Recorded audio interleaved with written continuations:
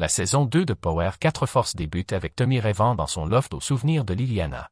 Sa voix résonne dans la tête de Tommy, le pressant de faire payer le responsable de sa mort. Tommy se met alors en quête d'indices pour découvrir l'identité de l'assassin de Liliana. Tommy apprend que Walter doit rencontrer Claudia le lendemain après-midi. Bien que cet homme ait été honnête avec lui, Tommy choisit néanmoins de l'éliminer, marquant ainsi un premier meurtre dès le début de l'épisode. Entouré de JP, D-Mac et Kate Egan, Tommy remarque la proximité entre cette dernière et D-Mac.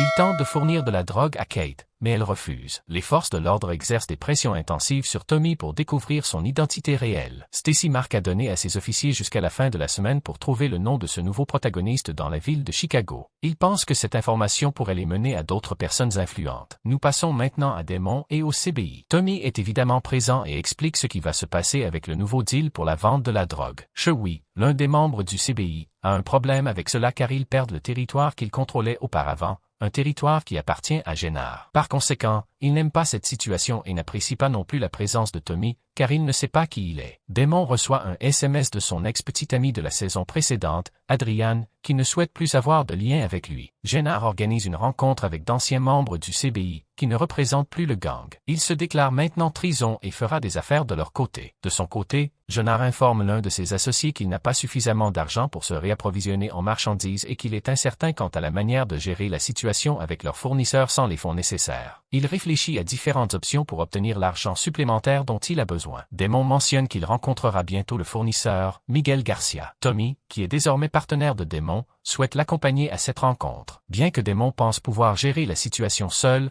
Tommy insiste pour se joindre à lui. Dans la saison dernière, les 4 mafieux de la mafia irlandaise sont venus et ont été éliminés. Un des chefs de la mafia, Brendan Doyle, est en colère et dit à Walter: « Tu devras payer pour les dommages puisque ces hommes ne sont jamais revenus. » Il lui remet un papier avec un montant indiqué. Walter estime que la somme demandée est excessive étant donné leur bonne relation passée. Brendan lui rappelle qu'il avait de bonnes relations avec son père, mais pas avec lui, et qu'il doit payer sans possibilité de négociation avant la fin du mois. Accablé par le chagrin de la perte de Gloria, Vic Flynn se noie dans l'alcool. Il demeure furieux contre son père et refuse catégoriquement tout contact avec lui, ignorant ses appels. Damon fait maintenant face à un nouveau chef de probation qui n'est pas du tout amusant. L'homme de la saison précédente n'est plus là. Ils ont découvert qu'il était rémunéré par CBI, donc il ne reviendra plus. Son nouveau chef de probation lui dit: « Tu ne dois pas être en retard, tu ne dois pas faire d'erreur, on procède à des tests de drogue. Si tu échoues, tu retourneras en prison. » Tommy était sur le point d'agir contre Walter, prêt à l'éliminer. Mais c'était en plein jour et Walter était entouré de gardes.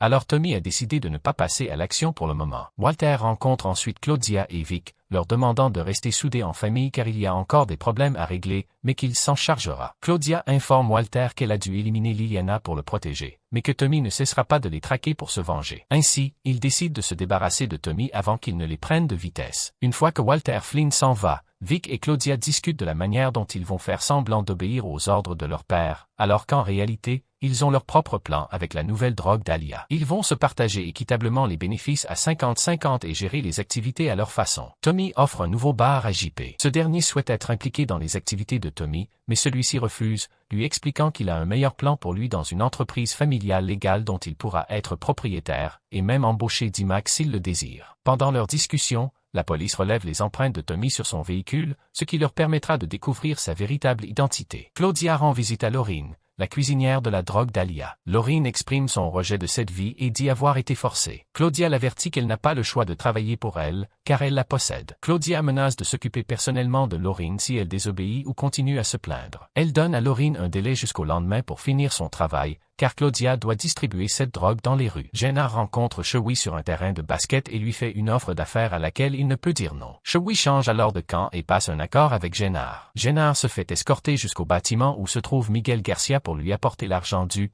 mais il n'a pas la somme complète. Pendant ce temps, Miguel, qui est déjà en train de torturer quelqu'un car il n'a probablement pas payé, vient voir Jenna pour savoir ce qu'il veut. Jenna explique qu'il manque d'argent, mais Miguel lui dit qu'il ne plaisante pas à ce sujet et qu'il veut la totalité de la somme d'ici vendredi. Jenna promet de s'en occuper, mais Miguel, son fournisseur, lui rappelle qu'ils n'ont pas de problème et qu'il vaut mieux que cela reste ainsi. Alors Génard doit se débrouiller pour apporter tout son argent. Génard décide d'aller voir Claudia pour essayer de conclure un accord mais avant, il reçoit un appel de Mirkovich qui ne décroche pas parce qu'il sait qu'il lui avait promis un territoire et il n'a pas pu délivrer sa promesse encore. Il est dans une situation financière difficile et a besoin d'argent pour payer son fournisseur Miguel. Il tente de persuader Claudia de lui prêter de l'argent pour mener des affaires ensemble, en promettant de partager les profits à 50-50, mais elle refuse, expliquant qu'elle a déjà trop à faire. Jenner lui fait alors savoir qu'il pense qu'elle commet une grave erreur en passant à côté de cette opportunité. Tommy et Damon rencontrent enfin Miguel Garcia, mais avant même d'entrer, Tommy est maltraité et se sent contraint de prouver son identité. Il continue à le désigner comme « ce blanc »,